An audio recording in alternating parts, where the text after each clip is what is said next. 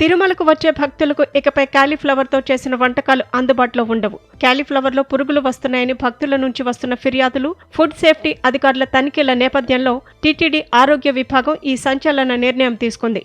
తిరుమలలోని 162 fast food సెంటర్లు, హోటళ్లు, జనతా మరియు బిగ్ క్యాంటీన్లలో కాలీఫ్లవర్తో చేసే గోబీ రైస్, గోబీ 65, గోబీ మంచూరియా వంటి చైనీస్ వంటకాలపై మంగళవారం నుంచి నిషేధం అమల్లోకి రానుంది. ఈ సీజన్లో కాలీఫ్లవర్లో పురుగులు ఎక్కువగా ఉంటాయని, సరైన రీతిలో శుభ్రం చేయకపోతే ఆరోగ్య సమస్యలు వస్తాయని హోటల్ నిర్వాహకులతో నిర్వహించిన సమావేశంలో TTD health deputy EO Somanarayana స్పష్టం చేశారు. నిర్వాహకులు కూడా ఈ ఆదేశాలను పాటించేందుకు అంగీకరించారు. అయితే తిరుమలలోని తరిగొండ వెంగమాంబ నిత్య అన్నదాన కేంద్రంలో దీనిపై ఇంకా స్పష్టత రావాల్సి ఉంది.